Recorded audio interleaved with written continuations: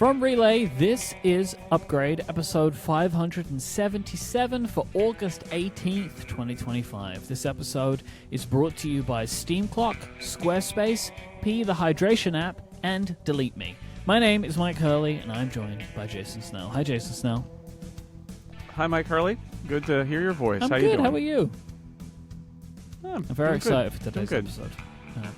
Having some, it's just nice to have these summer days in the summer. Summer fun! I realize we've got like two more of these, maybe. Max. I know, we're running out. We're running out quick. Incredible. I have a Snell Talk question for you. Comes from Dan, who asks, Jason, have you ever approached a celebrity and introduced yourself or asked for an autograph or a selfie? If so, what was the result? Not as an adult, because I think I have a policy. I mean, okay. At Comic-Con, they have people who sign things for money. Yeah.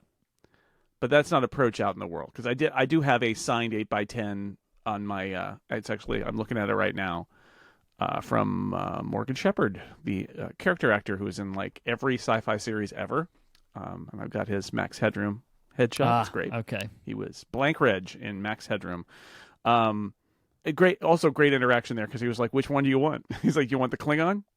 You want the Soul Hunter from Babylon 5? You want and I'm like, I want Blank Reg from Max Headroom. He's like, oh, yeah. Yeah, he's passed away since then, so I extra treasured that I got to meet that guy. But anyway, when I was a kid, I lived so far out in the countryside in rural California that's where, at the time, that is where TV shows went to shoot the old frontier. Because we had like rolling hills with nothing on them that you could shoot.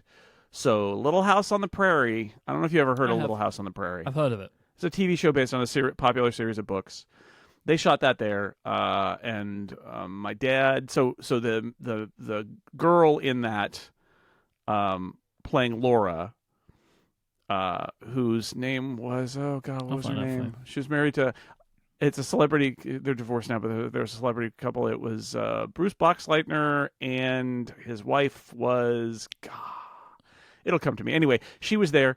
And she had braces, but they had to be removable because she was acting in a old frontier time show, but she was also an actress in Hollywood. So it's Sarah Gilbert. No, it's not Sarah Gilbert. Did she play the character Laura?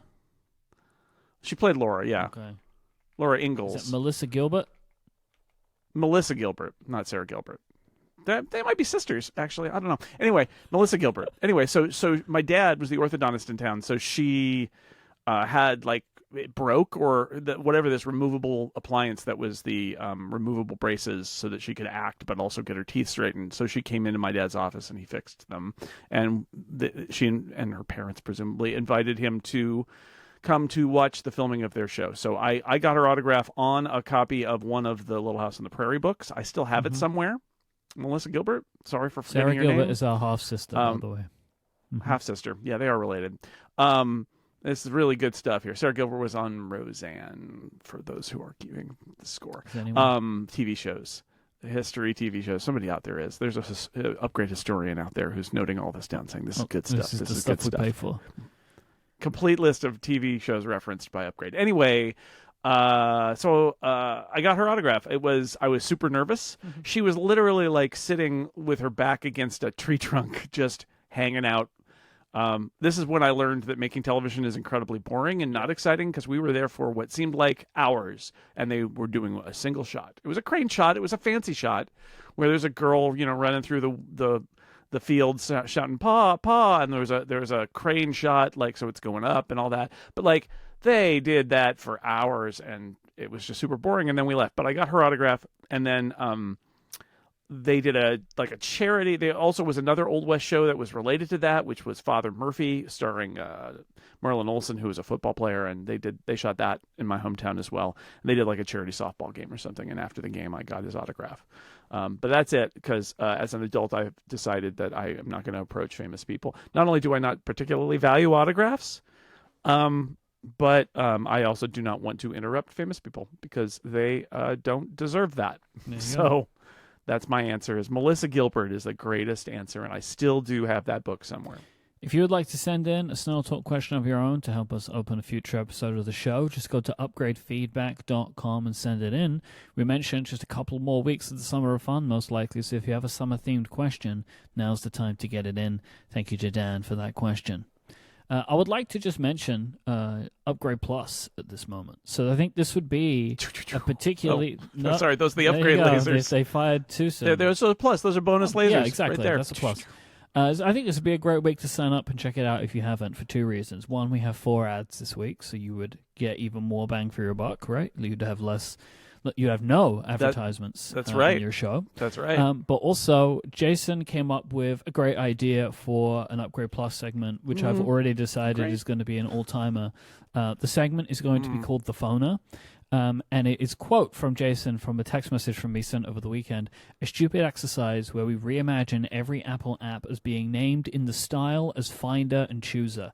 So I have a long list of apps, that like Apple first-party apps, and we're going to try and rename them. Now, the thing is, it's not as you may think would be my expectation, right? How would you name, we're not going to do this yet, but how would you name Final Cut Pro in the form of Finder? We're going to have to work that out, and that's going to be his Upgrade Plus. If you go to getupgradeplus.com, you can sign up, and you'll get longer ad-free episodes of the show every week and a ton of bonus content every month from Relay overall, as well as access to our Discord where people listen live and talk and chat while we record the shows, but also it's just a fun community of people, like-minded people. Go and check it out at getupgradeplus.com. Follow-up time. Relay turns it up to 11 today because we turn 11 years old today as we record this show. So I put... It's good to know. Relay started on my son's 10th birthday, and that means, yes, it is also my son's 21st birthday. That is a more horrifying more of a milestone thing in a way, like to imagine that kind of age gap. I guess all my legal obligations have been fulfilled as of today. Congrats. So congratulations. Congratulations to you. I actually think we maybe have more congratulations to you right now than to Relay, but nevertheless... I mean, he's sleeping in the house for another month before he goes back to school. Well, but at still. least he's leaving again, right? It's not like he's just come back again. So, I will put a link in the show notes to 2 things, which is one, a little piece that I wrote on my blog, talking about my feelings, reflections on this company being around for 11 years. I'll also put a link in the show notes to a podcast feed called Departures here at Relay, where we put various and sundry live events and such. Stephen and I just recorded before Upgrade today. We're here with Jason, as you know.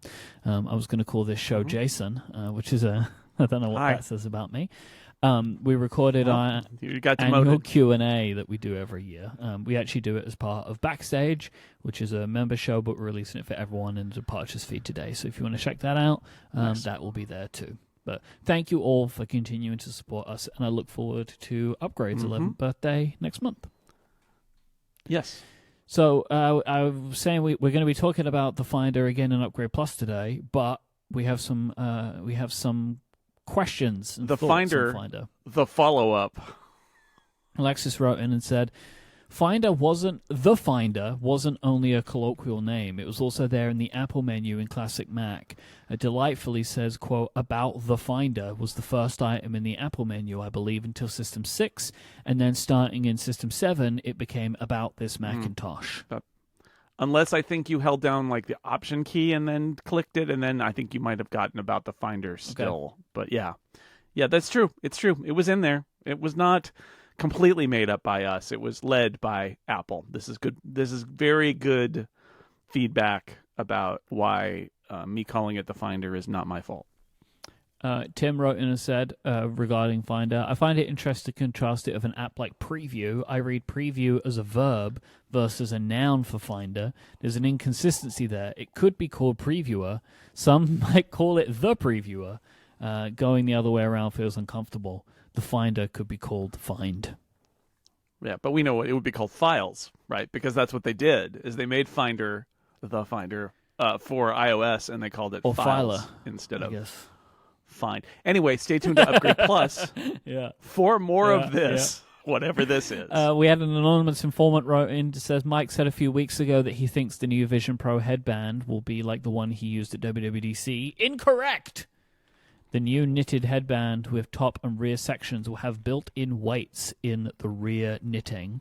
I just want to say, like, this is still the point that I'm making. Like, I didn't mean that, like, we would get the exact one that we used during the demos at WWDC. Just that I believe that Apple's next headband for the Vision Pro will have an integrated top piece as well as a back piece. And that there will be some kind of more comfort options there. I don't know what I think about weights being in the band, though. Like, I don't know what I think about that. In theory, it makes sense, right? To, like, counterweight the front, but the front's really heavy. So, like, counterweighting that, I don't know how I feel about that. And you just weighs it all down. Yeah, so we'll find out about that. Yeah, I've got some anonymous follow-up as please. well. I'm making it anonymous. We were talking last week about there was a question about, like, how does Apple know that half of the Apple Watch sales in the last quarter were new to Apple Watch? And you speculated about Apple IDs, and I speculated that it might just be surveys. We heard from a few people who said surveys are a thing that does happen, and they said, I got one, a post-sale survey, and they asked if I'd ever had a product of this kind before. I asked somebody I know who used to work at Apple who said most likely they get it from post-purchase surveys along with a bit of estimation and extrapolation, which is why there's no specific number given. So that's the answer is when they're quoting these numbers, it's because they do a bunch of post-purchase surveys, and that's where they get that information, apparently. Interesting. Speaking of things that we spoke about last week, blood oxygen on the Apple Watch. So Upgradian Rob wrote in to ask what we thought was going on with Apple and blood oxygen sensors on the Apple Watch. And then on Thursday of last week, the functionality returned to U.S. customers. So Thank you, Rob. So you kicked someone in customs, I think, into gear. Yeah. So Rob's the chairman of the USPTO or something. Essentially, Apple has been working with the U.S. Customs and probably the U.S. International Trade Commission, or whatever they're called. Patent Trade Organization. And they have gotten a ruling of some kind that basically allows Apple to implement a convoluted but functional system for getting blood oxygen readings for U.S. customers. Now, this is only needed, it's only applicable if you're in America and you have either some Apple Watch Series 9 models, the Apple Watch Series 10, and the Ultra 2. Yeah, it's Apple Watches sold after January something of 2024 in the U.S. But it is, so basically what this ruling says, there are things the patent covers that they're going to enforce, and there are things that the patent does not cover. And that gives Apple the ability in the background, right? Because they built this as a feature. So this is a ruling that probably happened a while ago, or that was proposed by Apple a while ago.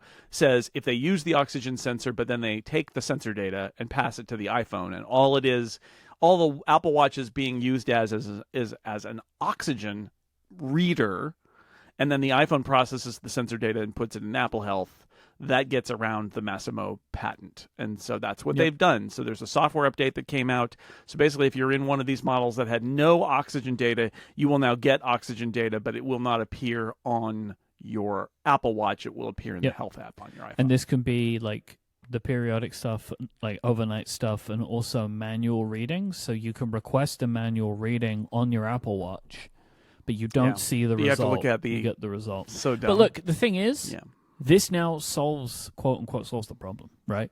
Like, I could imagine Apple just being they just forget about it now, really, with Massimo. Yeah. Well, and somebody, I think it was Gruber, pointed out that like this patent expires in a couple of years. Oh, so it may be that Apple's just decided we're gonna defy Massimo. We're just not gonna pay these guys, and we'll wait them out if we have to. It increases their leverage of making a deal with them. I'm not sure Apple is willing to pay them a penny at this point. But I genuinely don't think they need to now. Like, the problem is essentially solved. Like, the functionality is back on the Apple Watch, and it's back on the Apple Watch in the ways that it is helpful. Because as we said before, like Apple's system for blood oxygen is like not really that helpful. Of like, let me just take a reading right now.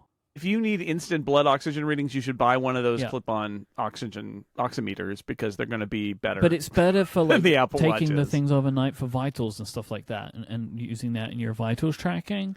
Yeah, using it Yeah, using your data overnight. Yeah, your data collection. It's just I mean, that's the point of it. It's a data collection device, and then you can look it up later on your iPhone or iPad and get all that information, and that's great. So yeah, it's all. And remember, this is U.S. only, and it's for certain models only, and they're going to be able to get through this. And yeah, I not ideal, but solves the problem of having that sensor be completely. And I off. bet the person in Apple Watch logistics who made the argument, which I'm sure there was an argument that had to be made, about we're still going to ship these sensors in these devices, even though they're essentially they do nothing, is very happy that maybe they won a debate they might have had to have with someone, right? You know what I mean? Like, because there's a scenario where they were just like, hey, we might as well save a little bit of money on this stuff and just not ship these sensors.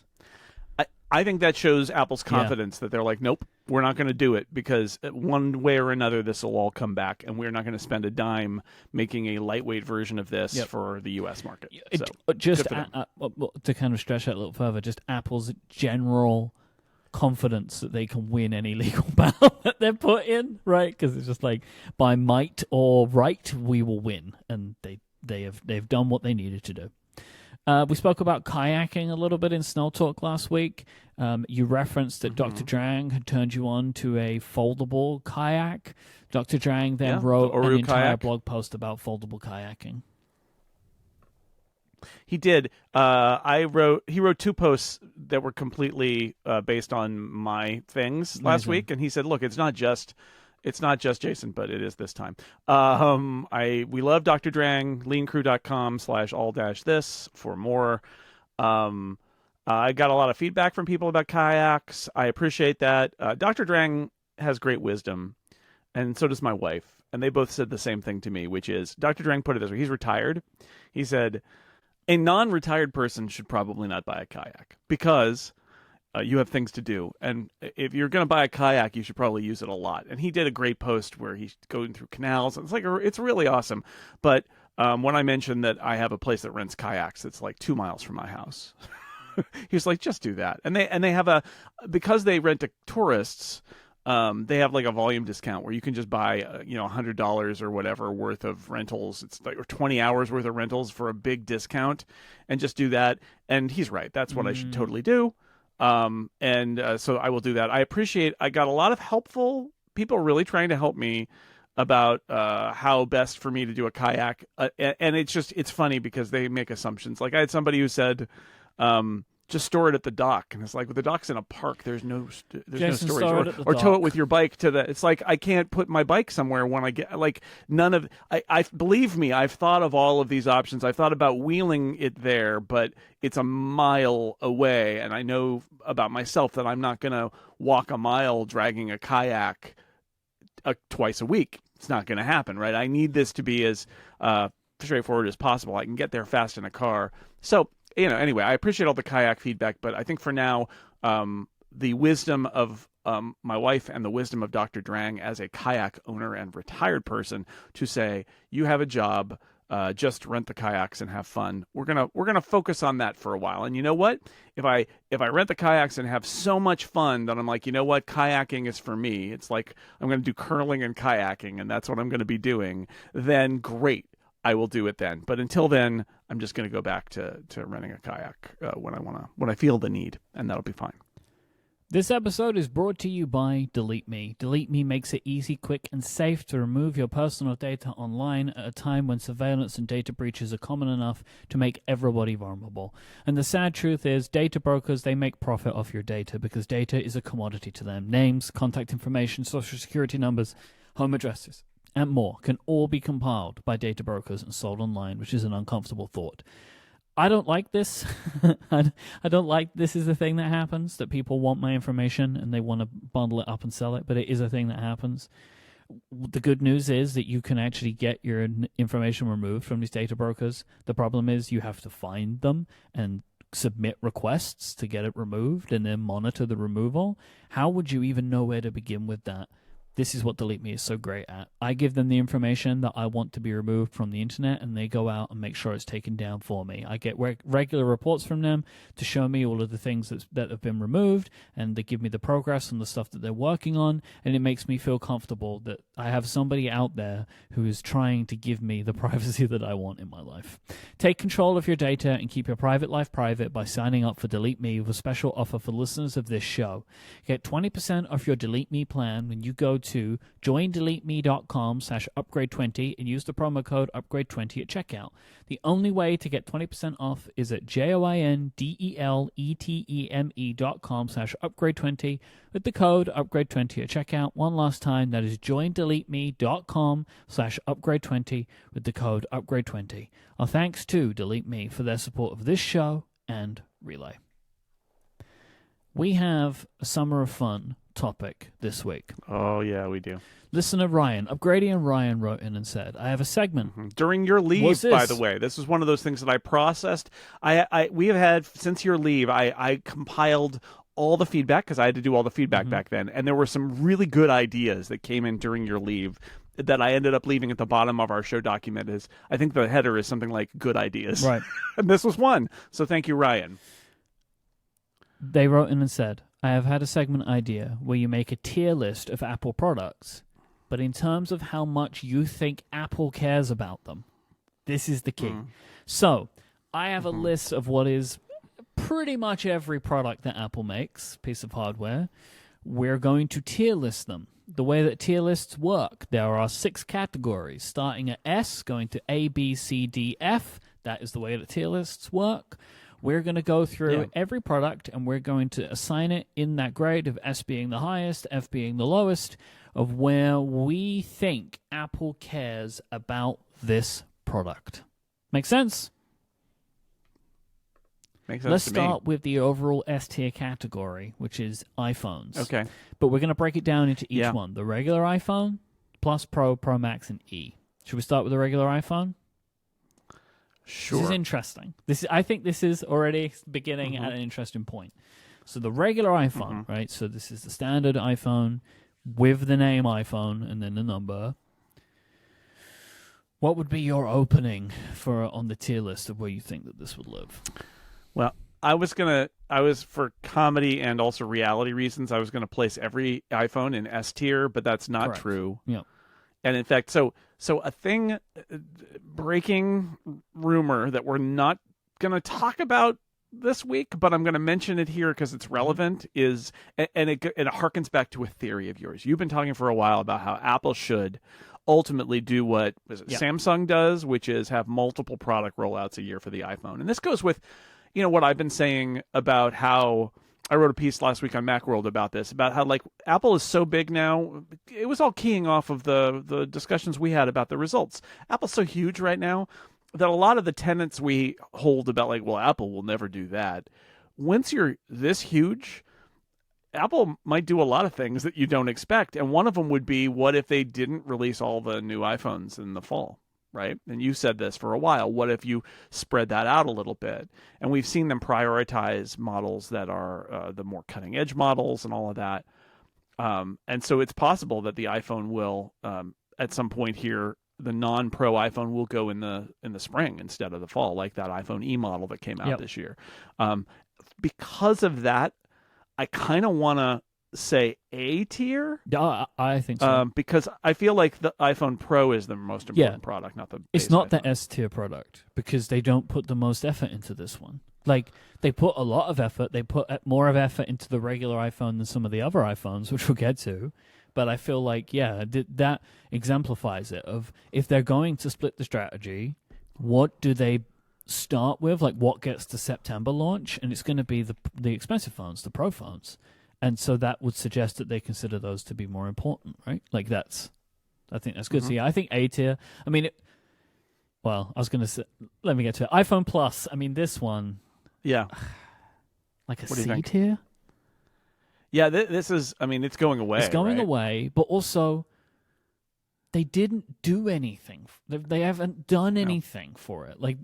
This phone does not benefit from the fact that it is what it is in any way, right? It is overshadowed by the Pro Max completely. It's the awkward tier. Like, realistically, like, I understand why they did the Plus, right, when they got rid of the Mini. But the Mini at least had a reason, like a reason that it was here. The Plus's reason is we need another iPhone. Like, it's not a great it's like thing. The cheaper. You want a Pro Max, but don't want to spend $1,100? Great, we got a thing that's not the Pro Max that costs the less. Air, right, which we're expecting to come this year, that in theory would be a higher tier on the tier list because they're actually going to do for that of like not only is it a bigger screen, it's like got other stuff. Like it's a phone all of its own. Yeah. What I was going to say is, I think C is a good place for this. It really, the way to think about this is F tier for iPhones. Absolutely, yes. Which is C tier. Well, yeah. I mean, it might be we'll D tier for iPhones. I don't know. Actually, I think I might rate it the lowest. Actually, like looking at the list, I think you might be right there. We'll get to that. We're jumping ahead. iPhone Pro, S tier, right? S tier. It's the most important product they make. iPhone Pro Max by a lot. It's not as important. It's also S tier, though, right? I mean, we can put it there. I'm not gonna object to that. I know you have a soft spot in your heart for it, but I imagine they make a lot of money on the Pro Max. I mean, I know that they don't necessarily do anything specific for the Pro Max, but they just put so much effort into the Pro phones. It's the big one, and sometimes they do, right? They used it for the bigger camera. They had that there first. It's their biggest. I'd bet that it's probably their most profitable unit of iPhone, right? Like it's got the biggest margins. It's setting the bar. They want to push that price of like what people spend for iPhones higher and higher and higher. And one way you do it is make this available. I would love to know how many they sell I'll between these two, and like if it changes over time, like. That would be right. Man, I wish they reported that kind of stuff. Here's the interesting iPhone when we're tiering. I think the iPhone E model, so the 16E. I mean, I actually put quite a lot of work into this phone this year, right? Like, if this was the SE, like if we did this just before, it'd be like, well, the SE is an F tier phone, so they just don't do anything for it, right? But they've done it, and they're probably going to keep doing it, and then they're going to move the other iPhones to release with it, possibly. Like I think strategically it's a more important phone than the iPhone Absolutely. Plus. I'm not sure whether a reused, mostly kind of recycled set of features is enough to raise it above the iPhone Plus, but it's certainly not below it. I think for this particular year, it would be a B because it's new. Okay, they put effort into it, and they're actually using it as their testing ground for future innovations, right? And so I feel like as time goes on, that may come down. But for this particular year, it feels like it would be a B phone. All right, so that's the iPhones. All done. Now we're on to the Mac. Yeah. Now, let me ask you a quick question, actually. So for the iPads, I broke them out into sizes because I do think that's important, like the Air and the Pro, for reasons I'll get to. Okay. For the Macs, I did not do that. I don't have any objection to that. Do you just think we just do the Macs all in one? Like, I do think for the iPads, it does make sense with the Air and the Pro to actually talk about them separately. It's fine. I mean, it was also that I had forgotten about the fact that there were the two MacBook Airs. It's fine. There's two MacBook Pros too. It's fine. Doesn't matter. We're not going to break it down by specs, right? Yes. And I would argue that at that point, those screens are just specs. That's a good point. Yeah. All right, MacBook Air. It's S tier, right? Like, I mean, come on. Okay. Right? It's the S tier of Macs. Okay. Oh, okay. But like, can any Mac be S tier? Is that the question you're asking? This is going to be my argument: is there is no non-iPhone that is S tier. We could argue about A tier. Wow. There is no non-iPhone that is S tier in Apple's in terms of how Apple cares about them. I might say that the S Mac tier is a B. But it's certainly not higher than an A. That is a great point that I had not considered. Like, in my mind, I'm coming at it from the way that you have realized, which is like, I'm looking at each product and ranking them. But no, we're doing the entire product line in relation to each other, right? And yes, we are. Yes, and I actually think there is at least one more S tier product, but we'll get to it later. Okay. But I think that, yes, it would be hard to argue any Mac as being up on that top It's tier. It's not. I mean, I could make the argument that there is no non-iPhone higher than B tier in Apple's estimation. Look, the iPhone is half of Apple's revenue. Yeah. The Mac is 10%. But the Mac is 1/5 we are coming of at this Apple's of like how revenue, much do we or of think the iPhone Apple revenue. care about them, and it's not necessarily a revenue thing, right? I agree, and that's why I think you can't have a non-iPhone in S tier. You can't have a Mac in S tier, but I'm okay with saying the MacBook Air is A tier. I think I think the MacBook Air is an A tier product for two reasons. One is just Apple Silicon in general, and clearly how much effort they have put into that. And then also, like, the amount of work they put into the redesign of the MacBook Air, which they did not need to go so hard on. Like, there was a different level. It's the best-selling computer in the world. It's the best-selling computer in the world, period. Yeah. Period. And it's too bad it's just a computer and not a phone. It is but the yes, best computer of all absolutely. time. The M2 Yep.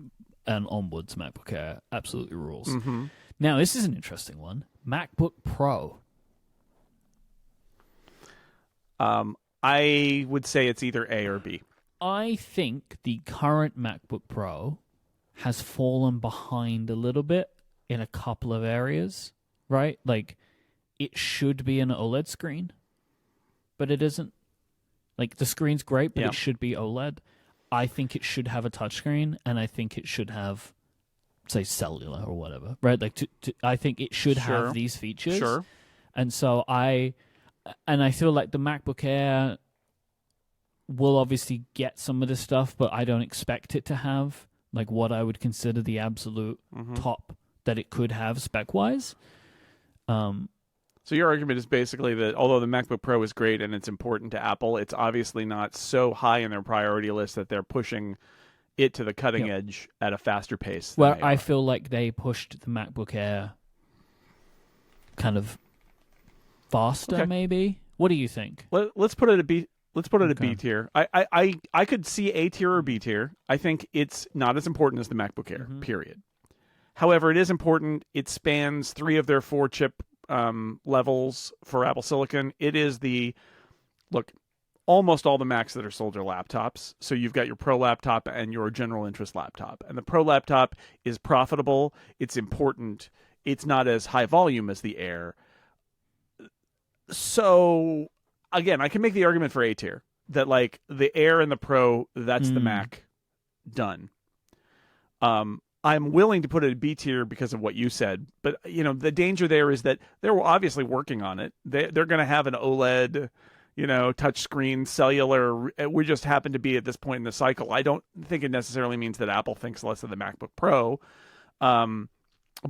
but also we've got a higher percentage. Let's put it this way: we have a higher percentage of listeners who are MacBook Pro users than the world has. Yeah. Right? The world uses MacBook Air. But I appreciate that our audience. I mean, I'm using a MacBook Pro right now, right? Like I get it, but so I'm on the fence about it. I'm willing to say B, but I could also say I could go between B and A. I think too. So maybe we'll reshuffle that one. I don't know if I just feel like maybe they're holding on to some features that they could put into that product because they're waiting for a bigger redesign. They're not being as aggressive as that maybe they could be. I also think that the downward pressure of the iPhone pushing a Mac that could be A or B, that means it could be it should be B because of the iPhone just exerting its force from above. iMac. Okay. iMac. Well, they tell us it's important. I mean, okay. Look, I love the iMac. What a great product. They do not do what they should be doing with this product, right? Like, they did a lot with it, right? With the M1. Fantastic. But there should be another size. They've been cycling it since then. There should be another size. There should be another size. It should have target display mode. There's a lot of things that could be better about it. They could I would say D tier. I think D tier is good because it's still a really good computer and they've given it a refresh, but like there's just a lot But how left much on do the they care about table. Like stuff that we want, right? Like we've all been asking It's not, for it. and it's not its fault. No. And it's not Apple. I mean, Apple's right in a certain degree. It's a desktop computer. Like, it has a niche, which is very nice. But, like, it's a desktop computer. People don't buy desktop computers anymore. I'm sorry, those of you who do. I know you exist, Hey. but I'm just saying, at least 3/4, more than 3/4 probably, of Macs sold. I guess it's probably more like 80+% of Macs sold are laptops. Yeah. So even the most important desktop computer would not be that high. Talking about desktops, Mac Mini. Mac Mini. Well, it gets updated once every 10 years in terms of its physical design, but it did just get a killer It's got update. It did, but how much does Apple care about it? Yeah, I mean, they cared about it. It's like the iMac, right? They cared about it in the time of which is recent, but like, when are they going to do it more? Like when are they gonna give it more? Well, here's the question, right? To Apple now, today, is the Mac Mini or the iMac more important? I would say the Mac Mini is maybe more important than the iMac. I think the Mac Mini is more important, but let's bring in another one here. I also could make the case for the Mac Studio, because the Mac Studio is where Apple chose to unload their highest end chips. Right. And I think that's interesting too. I think that shows that Apple has some degree of care over the Mac Studio, because they've loaded the best chips into the Mac Studio, and in fact they allowed the Mac Studio to meet and then surpass the Mac Pro. Do they care more about the Mac Studio than the Mac Mini? I get that the Mac Mini just got a great redesign, but the old Mac Mini was there for 10 or 15 years. Well, let's decide where the Mac Studio is going to go, and then we'll look at the Mac Mini. Yeah. I mean, I don't think it can go where the laptops are. This is my argument. I think the Mac Studio is a C tier. I would agree with that. So then where does the Mac Mini go? This is the thing. I don't... I mean, I would lean to C for the Mac Mini. Well, see, we love the Mac Mini, but does Apple love the Mac Mini? Or does Apple just kind of keep it as a product in its lineup, and we're just so hot on the latest redesign? But they did so much to that. Like that, all they needed to do was just put another Apple Silicon chip in the existing case. But they were like, here you go. Here's like the most perfect little computer you've ever imagined. Like, here it is. Like, you could throw this thing in a backpack. You take a desktop Mac in a backpack. Let's put it at C. I think it's below the Studio in my opinion, but I think it's above the iMac. So we'll just stick it in there at C. I think that's fine. Ranking them within the tiers, which is a conversation later, maybe, or another time. Like, the Mac Mini is less important than the Mac Studio. But all right, here's the last Mac Pro. F. Get it in F tier. Doesn't matter what they do. They have just let this product go. Like, they don't care. Get it in there. Put the lid on so it doesn't smell up your house. This product could not scream more end of life. You know what I mean? Like, they don't care. They do not care about this thing. I think they super regret. Here's the thing: is I think we talked about that Mac Pro roundtable. Remember that after all the failure that they had. With the trash can, and they committed to a new Mac Pro with expansion. I bet you money that they have regretted that for years. Because if they would have, as in hindsight, as they've tracked Apple Silicon, the Mac Studio is what. Yes, it's the Mac Pro. It is the Mac Pro. And yes, and there's basically no argument even for internal expansion, because you can do external expansion with Thunderbolt, and there may be some very niche cases, but if I'm Apple and I'm looking at cold hard reality, the Mac Pro does not have to exist. It has not had to exist for years. Most of the users got pushed out by the trash can anyway, right? Like, I think they regret the product's existence, and I honestly think that if they keep updating the Mac Pro in that case, it's mostly it's a sunk cost, and they just keep on like, well, we designed the case, let's keep it around. It would be embarrassing if we just did this and then we killed it. But I'm telling you, I think Apple would rather the Mac Pro stop existing. There are a few products that are like down at the very bottom, and I'm excited to get to them. The Mac Pro is like down at the very bottom, and there is definitely one product which is good friends with the Mac Pro that is like right down at the bottom with it. You know, you want to put it down. There's something that was announced at the same time as this Mac Pro, which very much is from a different era, essentially, but they're still selling it. And F tier Mac Pro. All right, iPad. Yeah, sorry, John. No, John knows. You know, no one knows more than John. John, it's not. At this point. Come on. We don't hate the Mac Pro. We're saying Apple hates the Mac Pro. Just to be clear. Sometimes I hate it a little bit, like just just because. Well, that's fine. That's because like it doesn't make sense. All right, iPad. Let's start with iPad. Just run of the mill iPad. Run-of-the-mill iPad. I try not to call it the cheap iPad or the base iPad, you know, because it sounds like I'm kind of talking down on it, which I'm not. You know, it just continues to be currently running an A16 chip, which is here's my challenge here. I have an argument for this. Sorry, go on. Here's my challenge, though. Follow me here. Ryan says, in terms of how much you think Apple cares about them. That's what Ryan said. Here's the problem. Apple contains multitudes. Apple, there are the product people at Apple, and there are the sales and revenue people at Apple. And what I would say is, I don't think the product people care about the base iPad at all. It's just kind of a cheap thing that they make out of other parts of other iPads. I think the strategy and money people care about it a great deal because it allows them to set a low price for the iPad. It gets them into schools. They probably sell a lot of them because people are like, well, I want an iPad, but I'm not going to spend any kind of money on an iPad. And so you want to try to set a low price. So my question is, where do we see it in terms of how much Apple cares about it? Because I think Apple cares that this product exists at a price that's not and isn't embarrassing, but I'm not sure how much they care beyond that.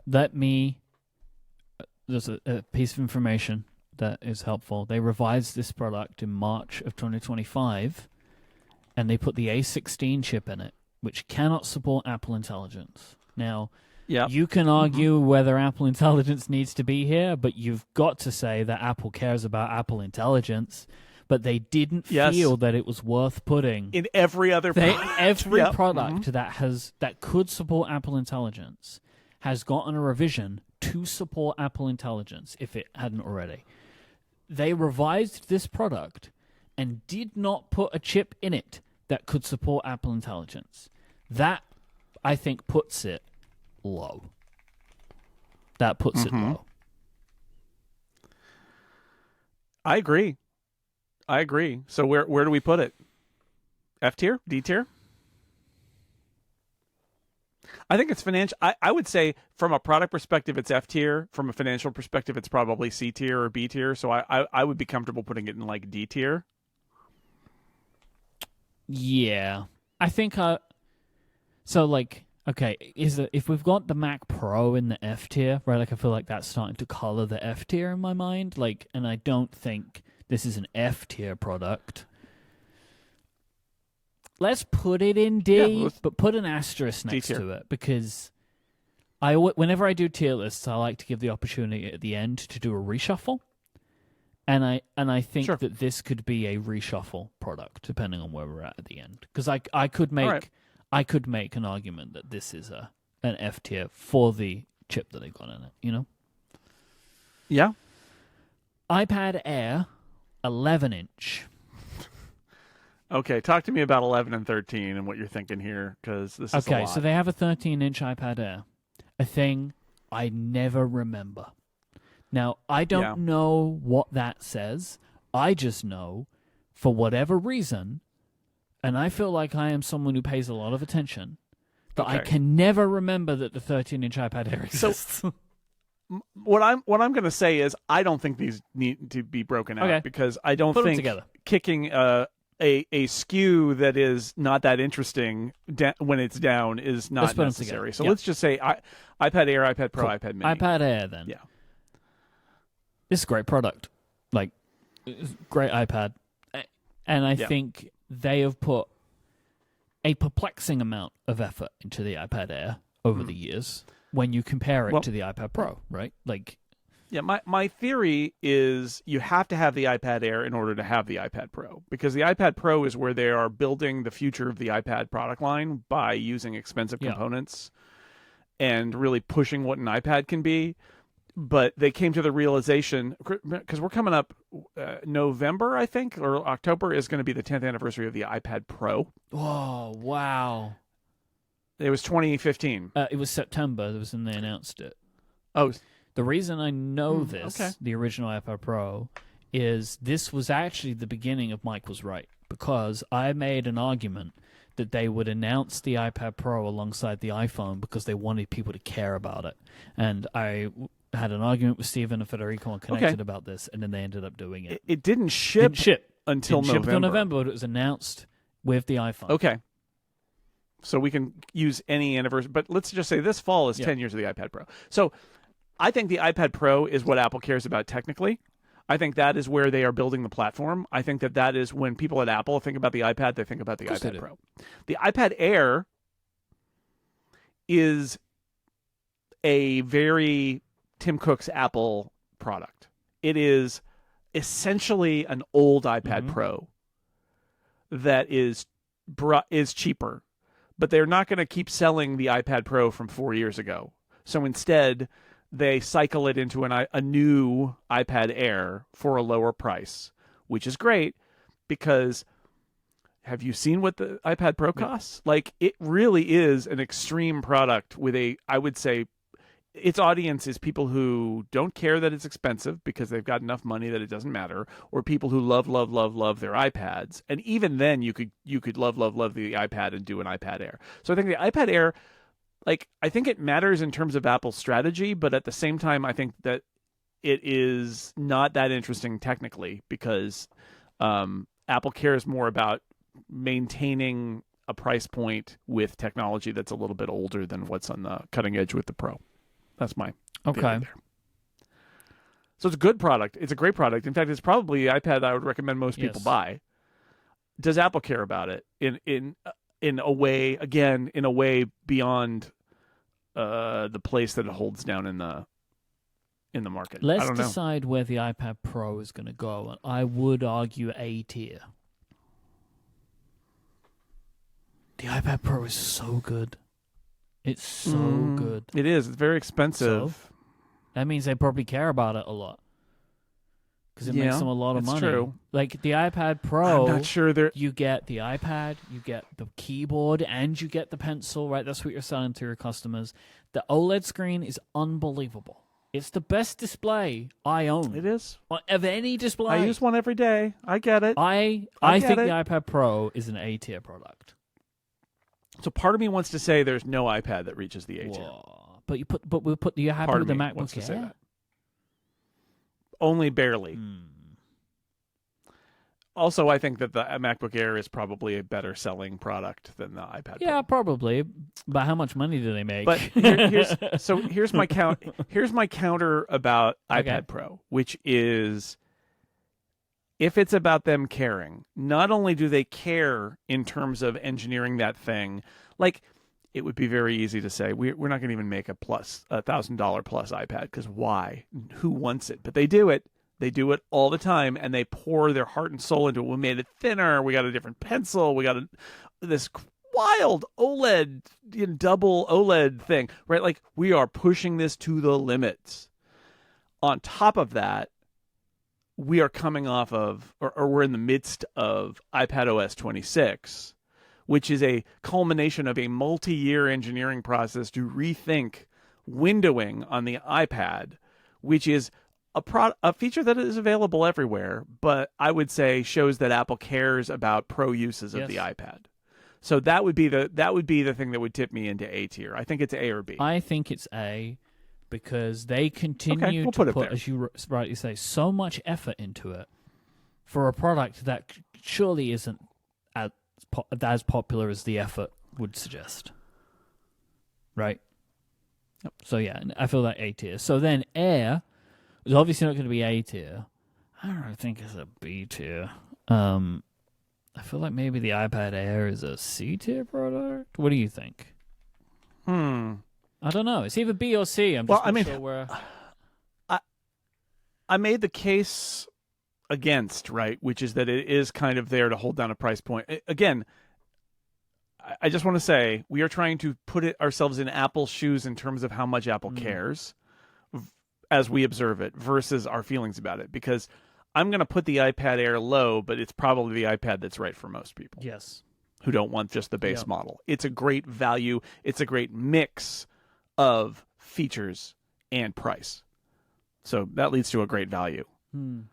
That said, it's always felt like an outlier. It exists to fill a price point. I think C tier is fine. We can't have too many iPads too high on this tier list, honestly. I agree with you. They do. I mean, they put a lot of effort into it from the accessories too, right? Like they give it the best accessories. Well, every iPad gets accessories. Yeah, but a lot of its accessories are just recycled iPad Pro accessories. Yeah, I think C tier feels right. Which is, as you say, that's pretty good for any iPad, realistically. For an iPad. But I think, see, the thing is, the iPad Pro, to restate it, why I think there is a big difference is they put an oversized amount of effort into that product for what it brings into them, I think. Like, the engineering that goes into the iPad Pro is way more than they see back from it, I think. So that feels good to me. I agree. There's one more iPad left, which is the iPad Mini. There is. It's a D or an F, Mike. It's not an F. It is. I mean, and they have updated it. Boy, the F is really just the Mac Pro has stunk up that category, right? I think it's a D because I think as cool as that product is, and you're somebody who's used iPad Mini, Apple doesn't really prioritize it. It gets updated every few years, and that's it. I feel like the iPad Mini and the Mac Mini are kind of in like a similar spot right now, where it's like maybe every now and again now we're gonna get a big jump. You know, like when they redesigned that iPad Mini to the current generation, it was like, whoa, look what they've done, you know. And we've had that in the past with the iPad Mini. But that feels good. D tier for iPad Mini. That feels good. I'm still... Not that it isn't great, it's that Apple doesn't care. I've still got my eye on iPad, though, as to whether it stays there. I don't know how I feel about that yet. We'll see. This episode is also brought to you by P, a different kind of water app. Feel better every day by adopting one simple habit. Most hydration apps ask you to tediously track your water intake. Pee takes a simpler, smarter approach. You just tap a button when you pee. That's it. You'll get reminders to drink water when you need it most. This one small habit helps you get in tune with your body. I know this sounds weird, but it works, and users love it. The Apple Watch app is a favorite. Log in seconds on the way to the restroom and keep an eye on your hydration right from your watch face. I was going to call it a water face. Don't do that. Watch face. You can even add friends privately through iCloud so you can ping each other to hydrate. It feels great to get that nudge from a loved one that you're slacking on your slurping. P is crafted by a solo indie developer who cares about thoughtful design, privacy, and helping people stay hydrated. I will also say a person who cares about their copywriting because this is fantastic. It's a free download, so try it out today and see how great you feel after just a week. Stick with it and you'll find that it's more than just hydration. It's a whole experience packed with thoughtful features and surprises. Search for the letter P water app in the App Store. And here's a fun promo for Upgrade listeners. Once you've downloaded P, you can send the developer a message through the app. If you're one of the first 10 to do so, you'll get a free year of premium features. That is P. Elevate your hydration habits. Our thanks to P for their support of this show and all of Relay. So let's move on now to the Apple Watch. And we'll start with Apple Watch series. So this would be like 10, 11, that kind of thing. How much does Apple care about Apple Watch? For some reason, in all of the conversation about like iPad and stuff, I haven't really considered that the Apple Watch is here as like a thing for us to talk. You know what I mean? It's like I just kind of left my brain. Yeah. And I'm not low priority for us, though. I mean, maybe. All right, so we've got Series Ultra and SE, right? And I feel very confident about SE. Okay, where does it go? F. Okay. It's just it was a bad product Yeah. when it was introduced, right? It was Yeah. too expensive. Yeah. And it was just not what we wanted it to be, right? And for the people that this product is for, it doesn't do a very good job of serving them. And I think, have they ever updated it? I don't think once, so, maybe? or maybe once. I don't know. But again, I still don't feel like this product has gotten to where it should have ever been for what they're trying. Yeah, it is the second generation Apple Watch SE. I think when they went from the Series 3 screen to the Series 4 style screen, right, where it got a little bit bigger. I just think that there is a really interesting product for a cheaper Apple Watch that Apple have not met, right? Like, there is something you could do here where essentially this is an Apple Watch for kids. This thing should be made of plastic, right? Or something. It should be in more colors than midnight, starlight, and silver. You know what I mean? This is a product that I think they should have done more with, and they've never lived up to what the potential of this product could have been, which could have been a really fun entry-level product. It was too expensive when it started, all that kind of stuff. So I would say the SE is an F-tier product. I'm willing to go along with that. That's fine. Now, the Ultra and the Series. So the Ultra, they've obviously put a lot of effort into, but then they've kind of stalled on it, right? Where, from the 1 to the 2 was barely any change.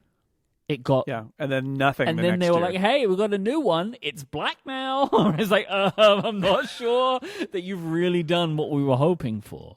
So... Yeah, remember we went to the Apple Store in Tennessee so that we could see the Black Ultra 2 because we weren't going to buy it, were we? There was no new Ultra. I got my Apple Watch there then. That was great, but mine is a Series. I think Ultra is lower than Series. I think Apple Watch is probably low to begin with. So, I don't know, C and D? I think so. It is an interesting thing of how much do they care about it? I do feel like they do care about this product a lot, right? Well, sure. They care about the iPhone Plus and the Mac Mini and the iPad Air too, but how much compared to in the great scheme of caring? Yeah. Okay. Yes. All right. So the Apple Watch Series goes at C, the Ultra at D, and the SE at F. That feels good. Sure. All right, big category here. Home and accessories. Oh boy. Yeah. All right, I want to just jump ahead real quick in our list. Okay.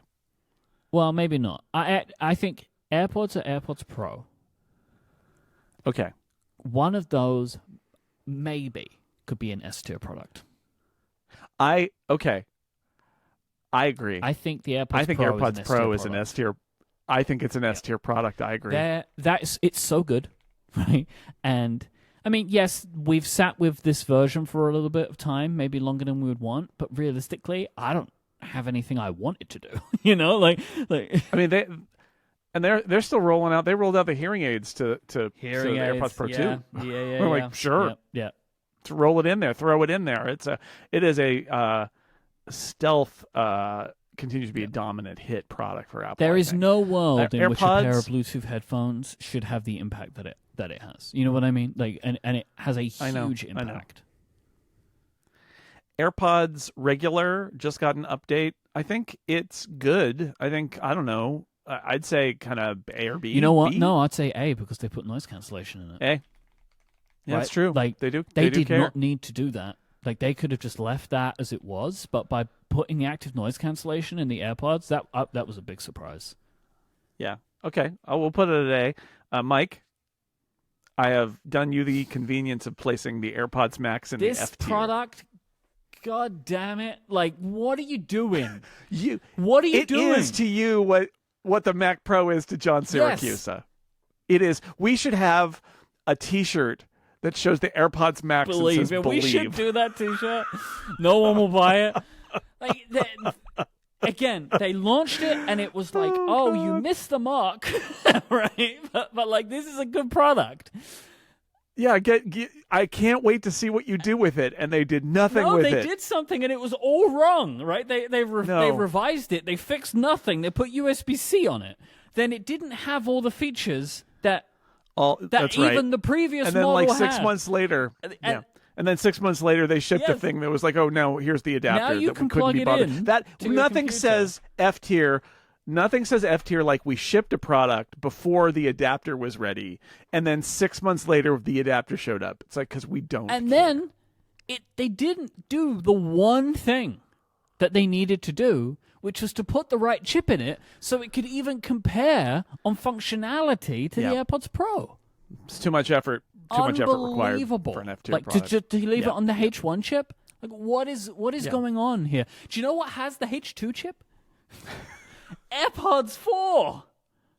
Unbelievable. Unbelievable. I know. Oh, it drives me mad. It drives me mad. Dunk. It's in the bin. It's an F tier. F tier. Oh, okay. Apple Vision Pro. Apple cares about it a lot. They care about it way more than they probably should. Sure. I mean, I don't know what that means. B. I mean, they care about it a lot. They've sold none of them, but it is an important part of their future. So in terms of how they care about it, they have a whole OS group. You know, I think that they still care about it, but the problem is that it's just not there. Let's go back. I think B. I don't know, B, C. We put like iPad Pro in A because it's like a product that they put a lot of effort into, and and iPad OS 26 was made around it. They built a whole operating system for the Vision Pro. Yeah, for Vision Pro. And they have all this content. There's not enough of it, but they're doing it. Like, they are committed to this. Even though... Well, let's put it in A tier. I love it, because people are going to lose their minds. Because I think in Apple's mind it is A tier. Because it is a flagship honestly, of a platform for the future. Don't do this, but for Tim Cook, this might be an S tier product. Because it's like... They absolutely believe that this is the beginning of a future.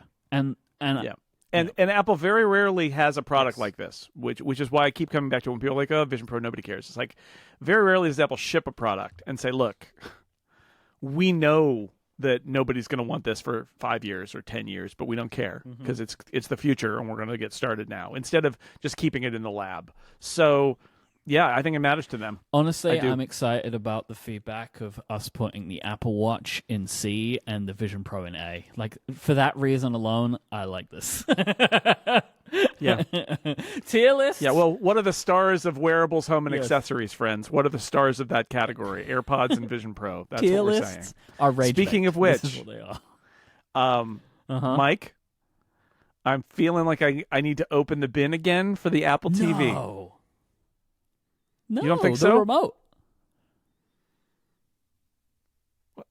I don't know what you're saying. The OS is completely abandoned. But like, and they haven't updated the hardware in a zillion years. And when they do, but they make all these TV maybe this shows. fall it'll be a chip update. You know? I don't think it's an F tier. I do not think the Apple TV is an F tier product. In its category, it's so much better. You went down this whole road, right? It is. But does Apple care? The tvOS is an embarrassment. It's an embarrassment. They have made what changes they make are irrelevant, and the changes they need to make they refuse to do. And they clearly there's nobody working on it. They need to change the whole business model, and they won't do it, right? Like so they can get. I don't even care if they change the business model. I don't mind that it's a premium box that is better, because having tried all of these, there's very little competition in the TV streaming box category. Most TV interfaces are full of ads and trackers and garbage. They're Roku or Amazon. The Amazon experience is so terrible, although it's got features that Apple doesn't. But everything they're trying to sell something to you. It's so, again, if you don't care, you don't care. But like, there is room for Apple to come in and say, look, here everything's a little bit quieter. We are not aggressively trying to push ads in your face. They do some marketing of their own stuff, but it's nothing like on the other platforms. The only one that comes close to it is Google, for Pete's sake. And Google is apparently phasing out their boxes. So I think Apple being in this space is great. But the problem is I don't think they care. I think they it's good enough, whatever. And it's not good enough. You know so, what? You know, Put it in F, strategically, because I feel like I've got a bunch of my hobby horses in F. know, and so I think you deserve to have one in there. I mean, as well. I would love to be proven wrong, but the last 5 years of tvOS have proven me right. Well, wait till you hear about if we get to Rumor Roundup today. Wait till you hear what I got for you. You're gonna be so excited. Yeah. Oh man. HomePod F tier.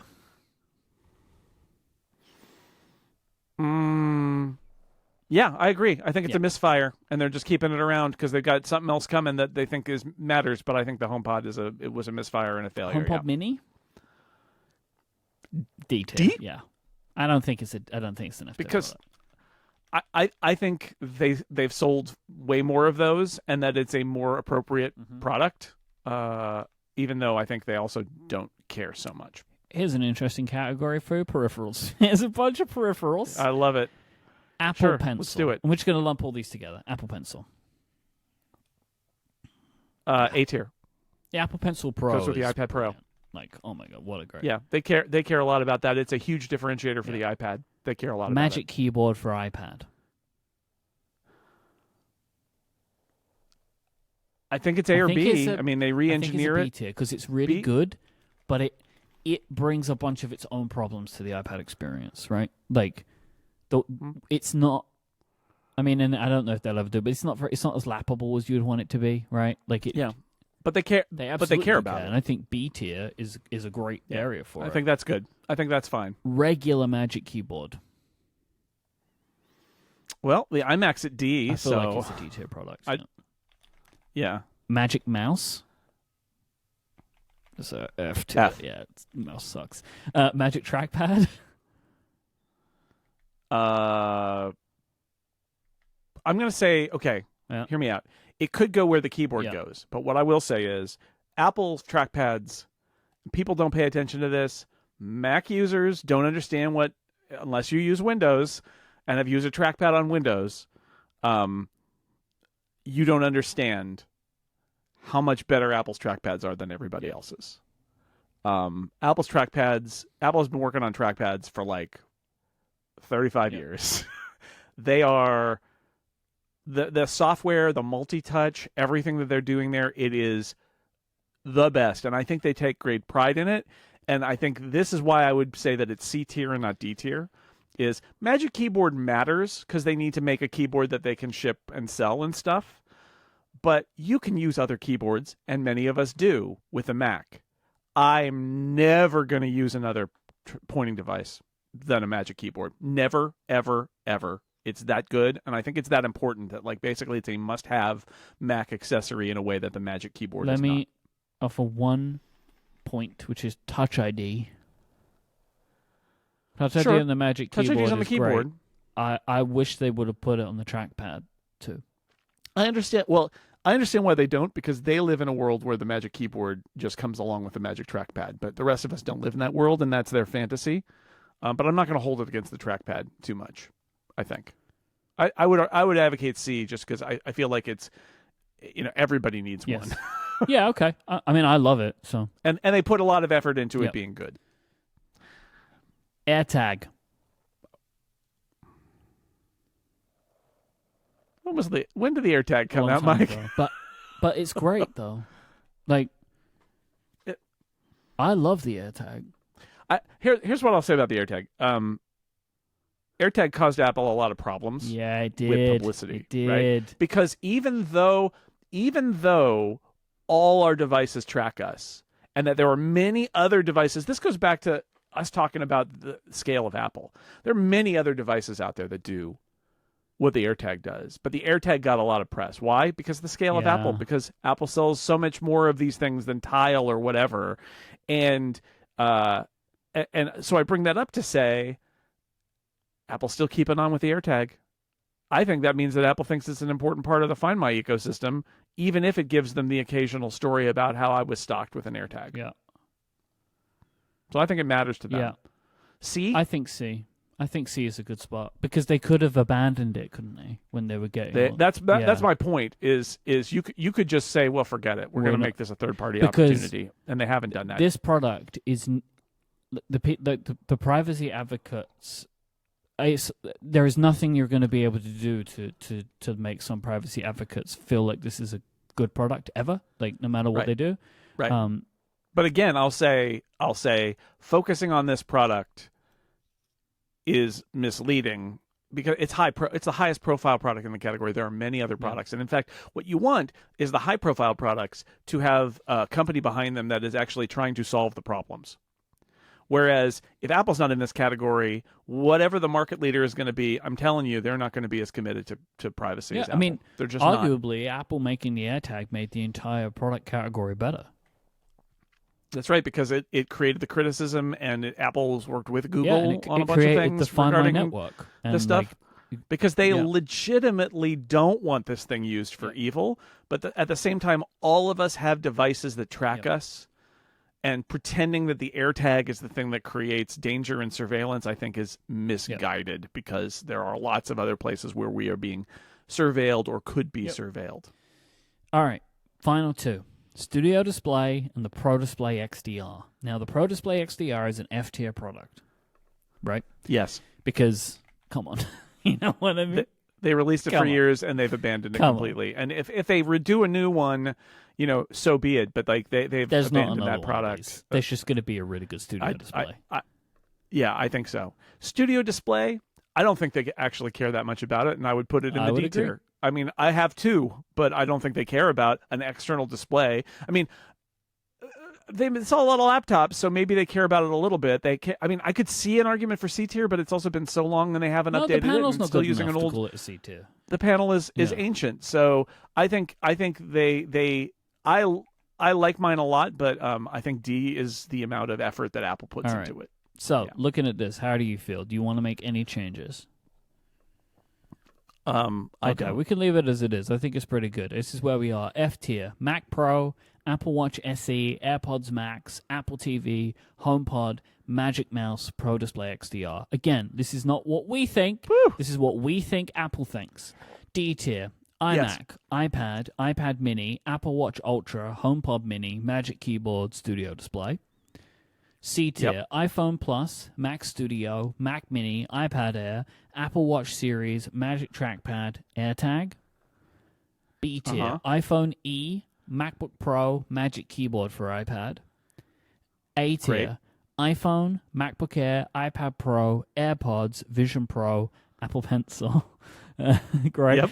We're just the troll symbol of the Vision Pro there, but I think that they care. Yeah, I agree. S tier: iPhone Pro, iPhone Pro Max, AirPods Pro. I love that. That is analysis happening you love right it. There. That is. I want to thank Ryan for this excellent suggestion for a Summer of Fun topic. Thank you, Ryan. I was very happy when it came in the depths of the Mike paternity leave, and I said this might be a Summer of Fun topic. I'm glad we did it. Hooray! This episode is brought to you by Squarespace, the all-in-one website platform designed to help you stand out and succeed online. Whether you're just getting started or scaling your business, Squarespace gives you absolutely everything that you need to claim your domain, showcase your offerings of a professional website, grow your brand, and get paid all in one place. Squarespace make it easy for you to be discovered when you put your website online, which is important with their suite of integrated SEO tools, because you don't want to build a beautiful website, which, by the way, is so easy to do with Squarespace's wonderful design tools, and then have nobody find it. That is why every Squarespace website is optimized to be indexed with meta descriptions, an auto-generated sitemap, and more, so more people can find your site through search engine results.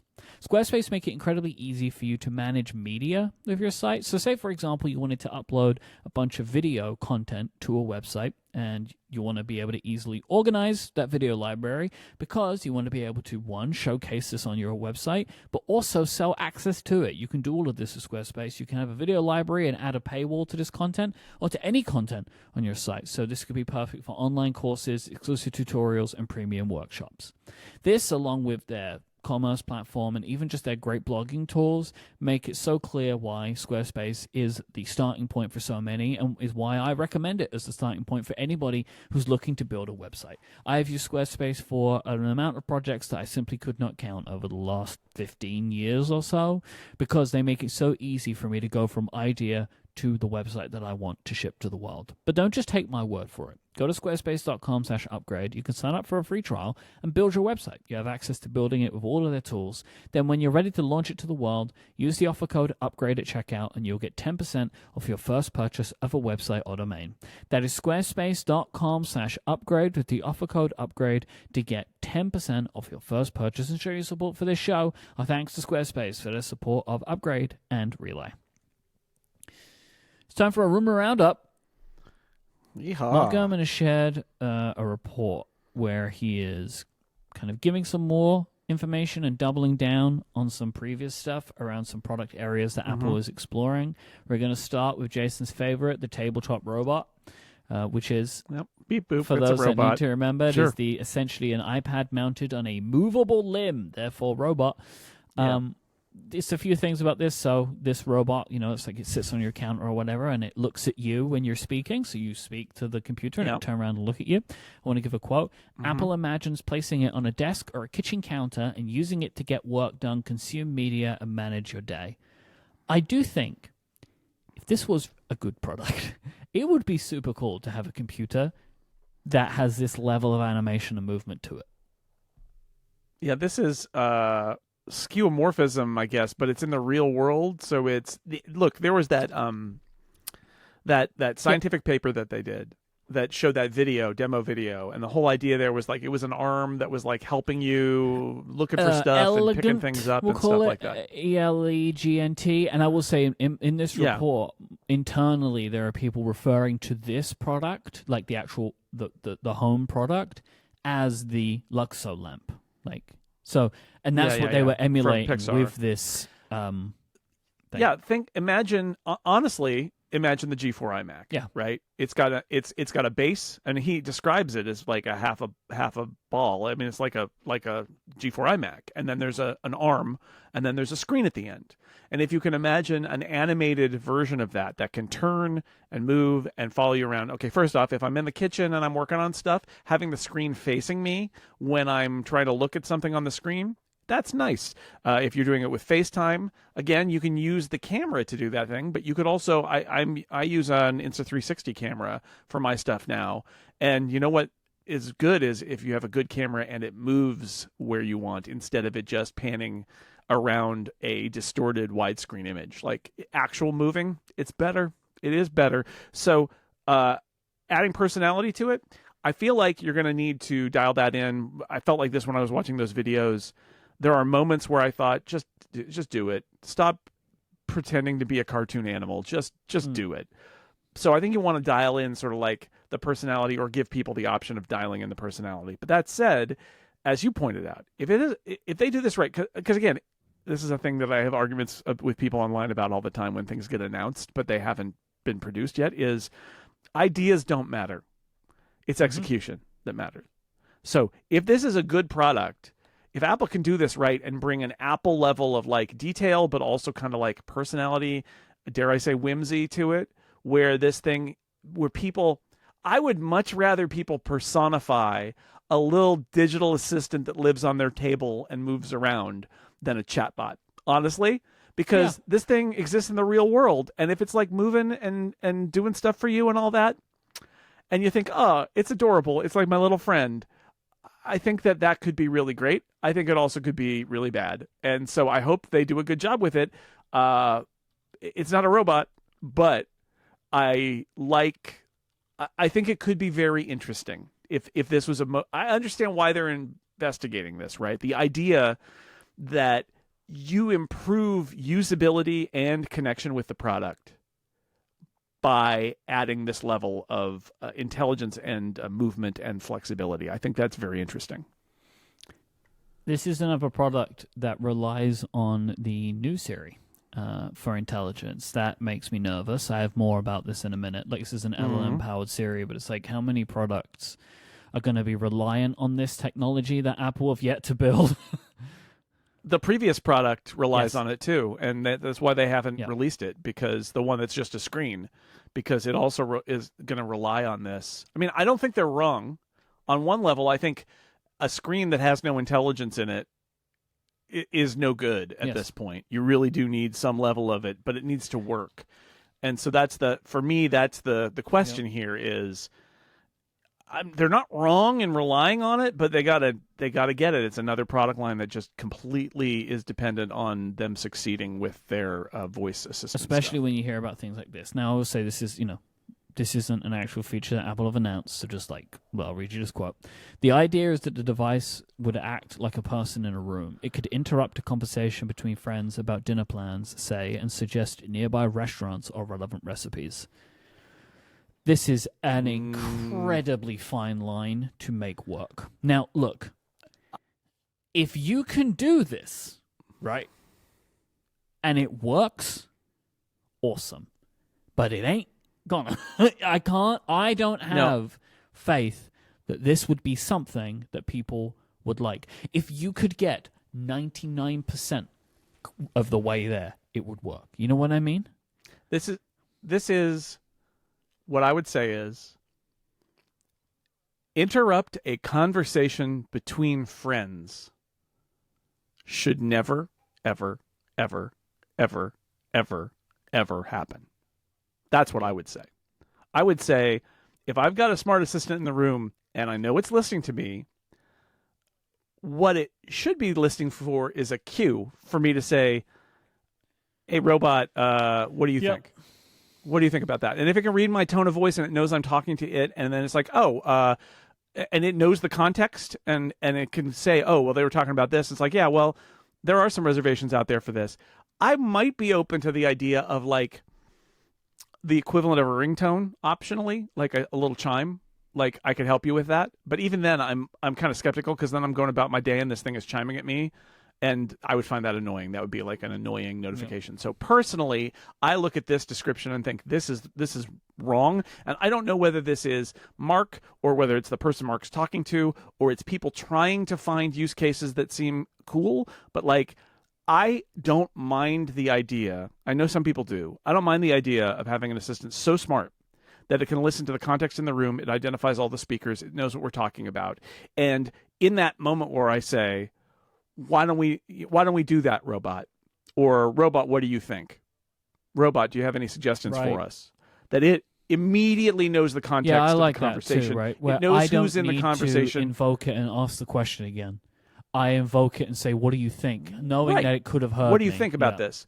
But I do not want to be talking to my wife in my living room or my kitchen and say, well, we could make dinner tonight, or we could go out. What do you think? And have it go, hey, everybody, why don't I make a reservation Wanna at go the Olive Mexican Garden? place? It's like, no. When you're there, your family, like me, member of your family, the robot Will who you lives take me on the with counter. you? I agree with you. I have a battery pack available from Apple for $100 that will allow me to come with you to the Olive Garden. Here's the thing. Here's the thing. Right? I'm going to give. I actually think you ended up getting to a point where I think is good for what I'm going to say, which is like look. I'm not saying this is the right way to be, but if we've got to keep our minds open. We are moving towards a world where a bunch of technology companies are going to offer you a product that we'll be listening to all the time, and that is the point of it, right? Yes. Now, I don't know yet if that's good or not. I could have imagined a scenario where if we didn't have any voice assistants, the idea that you could ever ask, might be, I don't know about that. You know what I mean? Like, we've hit these points in technology where sometimes it feels like, I don't know if we should do that, and then we do that, and we're like, oh, hang on, you know what? That was actually pretty good. Like, another example of this is all of the Meta Smart Glass products, right? Where, like, we tried this once with cameras and glasses, and nobody liked it until it was actually good. And like, there is a scenario where, again, I agree with you. Interrupting, that's not version 1, right? Like that. I'd say that is. I mean, personally, I never want that. I never want that. If there's a question hanging in the air and it knows that this is a pregnant pause in the conversation, that it can go, I could help. Yeah, I might be open to that. Yeah. But in general, I agree with you. I would also say, if there's a product that is in my house that's listening to me all the time, and not for a wake-up word, it is literally listening all the time to everything that gets said in the house because it can understand context. I can't think of a company I would rather make that product than Apple. And I think Apple is smart to see an opportunity there. Also, everybody's doing chatbots. Like, this is one of those areas, if we're talking about Apple and AI, and Apple trying to find specific focused areas where they can do AI that are serving needs and are product focused and are not general, they're not trying to do general intelligence or even general world knowledge. This is, if they could figure out stuff like this and combine it with their hardware and their capability building hardware, it's a place for them to differentiate themselves, on top of the fact that they would have some level of privacy differentiation. Again, if it all works out, who knows, good or bad, other than, like, I feel very strongly that interrupting a conversation between friends is always bad unless there is a specific contextual request for help.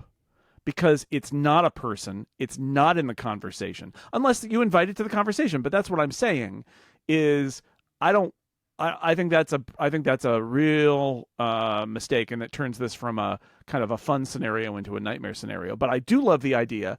Look, Siri can't even remember what you said the last time, right? But I love the idea that eventually this tech could get to the point where it can interpret whole conversations with multiple speakers, get the context of it, so that when you can ask, it knows or can retroactively process what the context of the conversation was and know exactly what you were talking about. Oh, they were talking about making a dinner reservation. I can help with that. That would be great, because I don't want to compose hey, robot, we've been talking about, right? It would be better to say, robot, what do you think?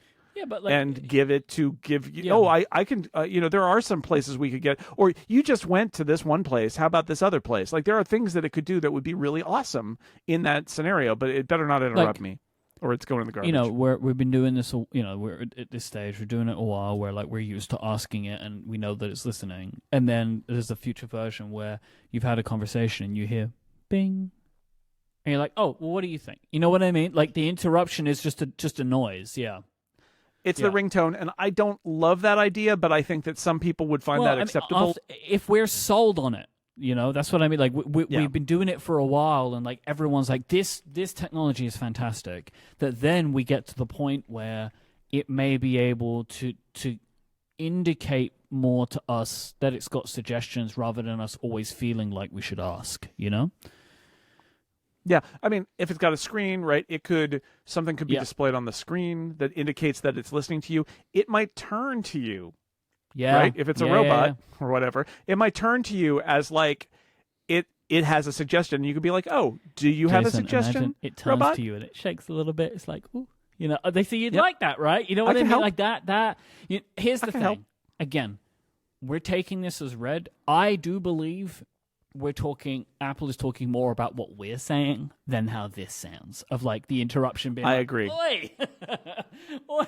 I agree. I think it's probably Mark either inventing this himself or talking to an engineer who's like, yeah, you could do this thing or that thing. But it's like, I imagine that at higher levels at Apple, they're like, no, it's not going to interrupt. Plus, we're also talking years out, because I don't believe that there's an AI system today that could do this capably. Right? I don't think it exists yet to properly record multiple audio in the room and understand that context in the moment and be asked. I think that would be a very difficult thing, but it is a thing to work toward. I think it's a great idea, and it would be, I see why Mark might call this a robot, because what it is, it's like HAL 9000 on a table with a little bit of physical personality to it. It's John Siracusa would not call this a robot, because it's kind of like not moving around independently. It's just sitting somewhere. But I would say an AI kind of extrusion into the real world, where it's got a little real world physicality. I actually kind of like that better.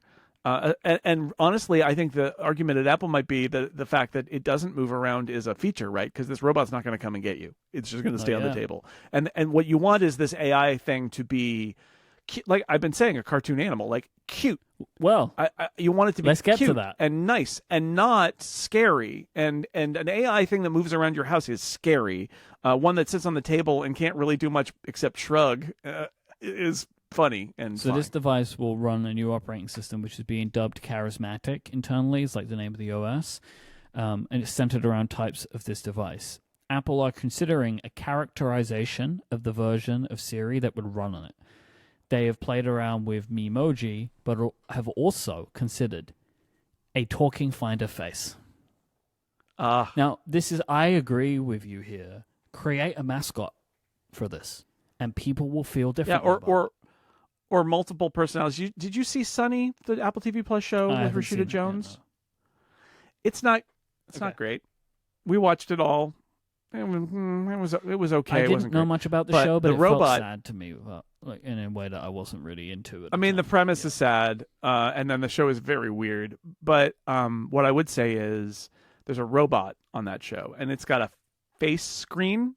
It's like it doesn't look like a person. It's not an android. It's got like wheels, but it's got arms and a head.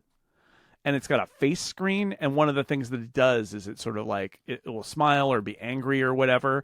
And I was thinking about something like that, having this thing have some personality. Again, here's the challenge. One is not everybody's going to want that personality, so you need to be able to dial that back or offer different personalities. This is how I feel about ChatGPT, right? It's like I want it to just get to the point, and I'm not looking for a friend. However, a device living in my kitchen, maybe you want a little more personality there. Buddy. So I like the idea of playing around with this. Yeah. This operating system will also power the HomePod of a screen device, which is still coming first. Whenever that. It may or may not feature the new LLM-powered Siri, but is still relying on Apple Intelligence features that have yet to ship, like Intense. Yeah. This operating system will be designed at its core to work with multiple people. Very important. Very, very important. Yeah. Right. This is that thing about like you can say your iPhone is your personal device. They've struggled with this with HomePod, where you can have multiple, and I know Amazon and Google have tried this too. Like you can have multiple people, and it tries to recognize your voice and use the right iPhone and all of that. But like a device in the home needs to know who's giving it instructions, and it needs to be able to disambiguate between different iCloud accounts that are linked or whatever. Like you have to do that. We were talking about this with that HomePod with the screen. Is like if it's doing widgets and it's got like calendar information and all of that. I mean, it has to know who it's talking to, who it's showing information to, and then customize based on that. Like this is a thing that Apple has not really done in the iOS side, and they have to do it for this. Clocks and widgets will be key to this operating system, and it is considered to be like a mixture of watchOS and tvOS. Yeah, it feels to me like the primary use of this is going to be with Apple software, and that if there are third-party apps pushing into here, it's going to be what we speculated about, which it's probably going to be like Mac widget sharing, where iPhone widgets show up, can be placed on like the Mac, CarPlay. And that'll be more like that, where it's not running those apps, but it will show you information from those apps on the screen, which means they don't have to build an app store and all of that stuff for it. LLM Siri work is continuing. Apple is now expecting to give this new version of Siri another visual redesign, which was a thing that I remember us talking about when the new design for Siri shipped. It's like, why did you do this when you didn't have the Siri ready?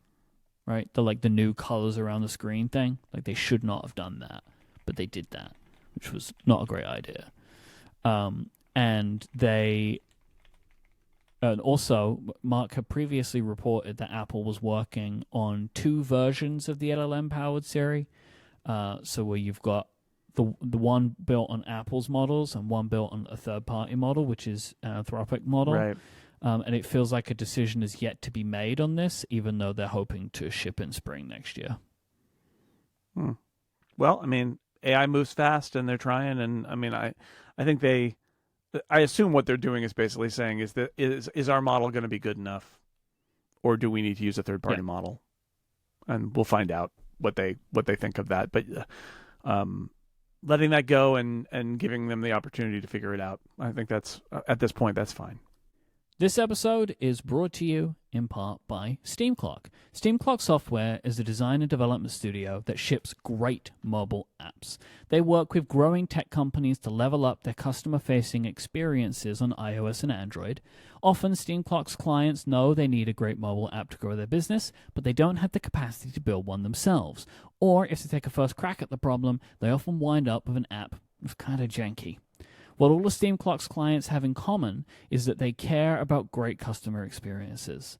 While Steam Clock can build apps using React Native and other cross-platform tools, they also have deep expertise with building excellent native apps in Swift and Kotlin. They're also great at helping companies weigh the trade-offs of these different approaches. So if that sounds like you, if your business is growing and you want your customers to have a great app experience, visit steamclock.com/upgrade to get in touch with Steam Clock today. That's steamclock.com/upgrade. Get in touch with them to see how they can help. Our thanks to Steam Clock for their support of this show and all of Relay. It is time for some Ask Upgrade questions. First comes from Hackon, who asks, do you delete apps regularly, or do you only delete apps when you're running out of storage? Neither. I just keep getting bigger phones. Yeah, I'll tell you. I tend to delete apps when I do a search for an app and I see an app and I think, why is here? that I don't there? use this app. Yes, I'm in the same spot. And then I delete it. That's basically when I delete apps. Absolutely. Is when I see them. I'm reminded that they exist and are not on my home screen because I have very few apps on my home screen. And I do a search, or I'm in a setting somewhere and I'll see an app and I'll be like, why is that? And I'll delete it then. But that's that is it. Absolutely the same. But that's it. I'll tell you, a feature that I wish Apple would do is a bulk delete. I wish there was some place where I could go tap, delete or all. like you haven't used these apps, this set of apps in 5 years. Well, would you like offload. to delete them? That's true. I There's don't want that. offload, and then you could just expire I just want them to out. go. I just want them to go away. You know, like I don't want them to just like still be like ghosts living on my home like screen. in the storage area of settings. If there was a way to purge old unused apps or to multi-select a bunch of apps and delete them, I would love to do that. And I'd love to get a list that was sortable by like last launched. Yep. And then just go, no. Oh, I got to keep this one around. No. Delete and have them. And then say, would you like to offload them or just remove them entirely? And be like, remove them, get them out. That would be nice because I have enough storage that's not the issue. But then these apps that I downloaded for a single use and then they just stay there forever. Yep. And it's like, get rid of that. That light bulb that burned out 3 years ago, and I still have its app. That happened to me, where I was like, why do? It's like, wow, I haven't had one of those light bulbs in a long time, but the app is still here. Delete. Get it out of there. Steve asks, do you think Apple might release an inexpensive desktop after they release an inexpensive laptop? Something between a $150 Apple TV and a $600 Mac Mini could be very attractive. Nope. The Mac Mini is this. That's it. If you don't like it, that's it. I'm sorry. Like that's the Mac Mini is the inexpensive desktop. Like it is a great computer for $600. Like it's value. It's not necessarily price.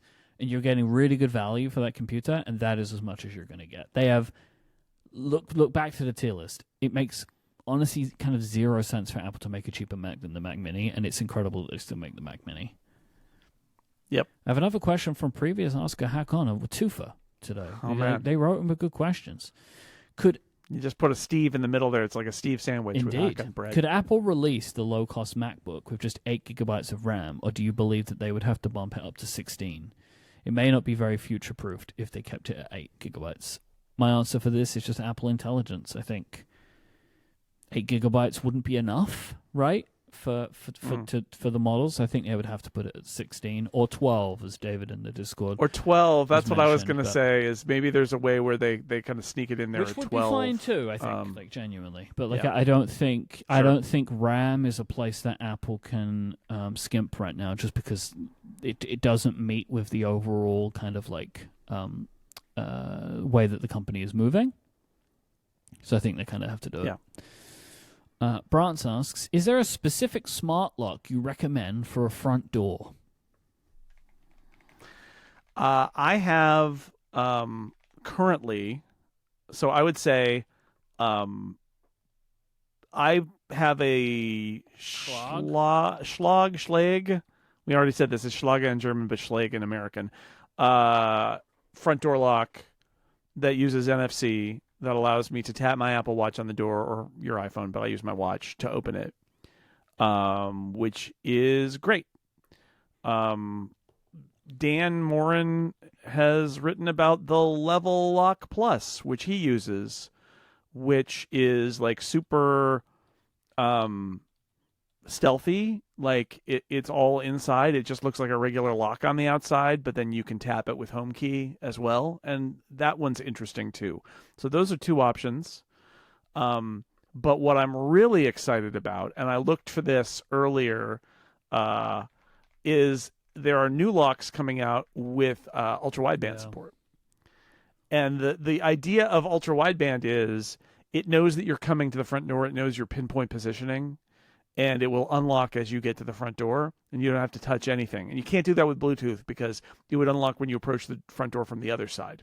But UWB knows exactly where you are in space and can have the right action when you walk to the front door from outside. This is a product called the Schlage Sense Pro. It was announced January 6th at CES. And a quick Googling this morning, 8 months later, suggests that although they said it would arrive this year, it still hasn't. And this year's not over. I can say that 8 months into this year, it has not arrived and is not available anywhere.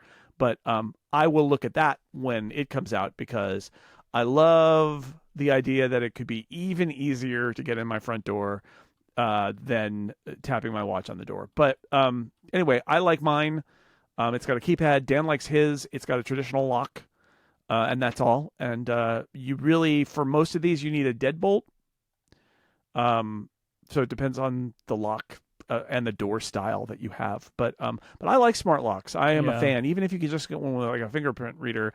But I really love that they auto lock, and I really love that I don't have to carry a key with me. I think that if Brantz is seeming like they're going to buy one, I put a link in the show notes to my favorite HomeKit YouTuber, Shane Watley, has like a whole playlist about smart locks, so you can go take a look at what's out there. But I think if you're wanting to buy one now, you should wait until the ultra wideband ones come out because it's just a better way to do this kind of technology. And I think it sounds amazing, right? It would have way more smarts than Bluetooth can provide, and provide you with essentially just never having to think about locking and unlocking the door. That sounds pretty great. And Ben wrote in and said, I just accidentally ran my MX Master 3 mouse through the wash after getting back from a grueling travel shoot. They say, don't mix dirty laundry and technology no matter how tired you are. Would you recommend replacing it with the same again, or is there something else I should consider? I find it hilarious to put your mouse in the washing machine. Like people put technology in the washing machine all the time, it's in like a pocket or whatever, and I just think this is very funny. I would recommend the MX Master 3S.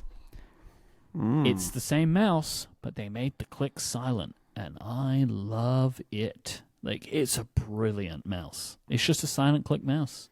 And like, if you do things like me, if you're a podcaster, you can sit here, you click your mouse, nobody even knows that you're clicking your mouse. That's what I would recommend, the Logitech MX Master 3S. The Logitech is amazing. Apparently, there's an MX Master 4 coming at some point. I don't know. Like, do your own thing, but like, this one's going to be great. You're going to have a great time of it. I love this mouse, and I love the silent one, so I recommend that. Hilarious, though. Sorry, Upgrady and Ben. I just think it's hilarious that you put your mouse in the washing machine. If you'd like to send us in your questions or any feedback or follow-up you have about the show, unless you want to disagree with a tier list, don't send it. Go to upgradefeedback.com. Tell Apple. Go to Apple. It's not us. Thank you to our members who support us with Upgrade Plus. This week, we're going to be doing the phoner, which I can't wait to do. Go to getupgradeplus.com and sign up if you haven't already. You can find us on YouTube by searching for Upgrade Podcast. I'd like to thank our sponsors of this week's episode. That is Steam Clock, Squarespace, Key, and Delete Me. They help support the show. But most of all, I want to thank you for listening. Until next time, say goodbye, Jason Snell. Goodbye, Mike Curley.